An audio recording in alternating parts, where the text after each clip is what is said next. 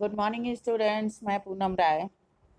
इससे पहले हम लोगों ने गद्य खंड और पद्य खंड के एक एक चैप्टर पढ़ लिए हैं। जैसा कि कल हमने आपको शुरू किया कृतिका का पहला चैप्टर इस जल प्रलय में। लेखक के बारे में कल बताया था, आज हम लोग चैप्टर शुरू करते हैं। लेखक के गांव में जहां वो रहता था, हर साल पूरब पश्चिम दक्षिण की तरफ से कोसी, पनार, महानंदा, गंगा के बाढ़ में लोग वहां आकर रहा करते थे। और इसका प्रमाण यह था कि सावन भादों के महीने में जब ट्रेन से लोग देखते थे तो सपाट धरती पर गाय, बैल, भैंस सब चरते हुए दिखाई देते थे, क्योंकि वो परती में रहते थे। लेखक का घर भी परती में था और इसलिए उसको भी तैरना नहीं आता था। लेकिन 10 वर्ष की आयु से ही उसने बॉय स्काउट, स्वयं सेवक, राजनीतिक कार्यकर्ता अथवा रिलीफ वर्कर की हैसियत से उसने बाढ़ पीड़ितों के क्षेत्र में काम किया था, उनकी मदद की थी। हाई स्कूल में जब था लेखक, उस समय उसने बाढ़ पर लेख लिखा, जो धर्म युग में कथा दशक के अंतर्गत छपी और इसके लिए उसे प्रथम पुरस्कार भी मिला। इसके अतिरिक्त उसने जय गंगा के नाम से 1947 में, डायन कोसी के नाम से 1948 में, हड्डियों का पुल के नाम से 1948 में आदि अनेक छोटे छोटे रिपोर्ट लिखे बाढ़ के ऊपर। इन्होंने उपन्यास भी लिखी जिसमें वे बाढ़ की विनाश लीलाओं के अनेक चित्र प्रस्तुत किए। किंतु बाढ़ से इतना ज्यादा संपर्क होने के बाद भी किसी गांव में रहते हुए बाढ़ से घिरने, उसके भांसने, उसने भोगने का अनुभव उसे प्राप्त नहीं हुआ था। एक बार जब वह पटना में था तो सन 1947 में 18 घंटे की अविराम वृष्टि, वृष्टि मतलब वर्षा के कारण पुनपुन के राजेंद्र नगर, कंकड़ बाग तथा अन्य निचले हिस्सों में पानी घुस गया और उस समय लेखक को बाढ़ का अनुभव प्रत्यक्ष हुआ।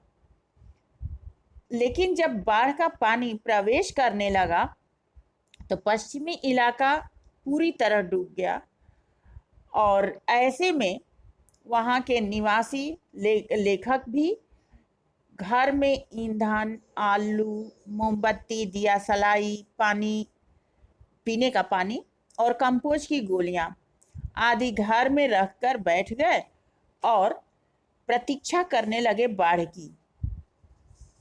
सुबह राजभवन और मुख्यमंत्री निवास तक पूरी तरह डूब गया। दोपहर तक गोलघर जल से घिर गया और ये सूचना लेखक को कैसे मिली वो बता रहा है। जैसा कि हमने पहले ही बताया था कि लेखक की ये रचना पूरी तरह जन भाषा में है। तो एक आदमी उधर से आया जिधर से बाढ़ आ रही थी और उसने ये बोला कि जानो गोलघर डूबे गे छे, मतलब कि सब लोग सुन लो, गोलघर डूब गया। और 5 बजे तक कॉफी हाउस जाने के लिए तथा शहर का हाल मालूम करने के लिए जब लेखक निकला तो रिक्शे वाले ने हंसकर कहा कि अब कहाँ जाइएगा, अबले तो कॉफी हाउस में भी पानी आ गया होगा। चलो कैसे पानी घुसता है यही देखना है, यह कहकर लेखक रिक्शे में बैठ गया और अपने एक दोस्त के साथ जाने लगा। लेखक का कहना है कि उनके मित्र का स्वभाव ऐसा था कि वे गद्य में स्वीकारोक्ति, अर्थात जो कुछ भी वो गद्य पंक्तियों में वर्णन करता था उससे वो बोर नहीं होते थे। अब इसमें जो प्रमुख बिंदु बन रहे हैं वो इस प्रकार हैं। सबसे पहले तो लेखक की समाज सेवा पाठ के आधार पर बताइए।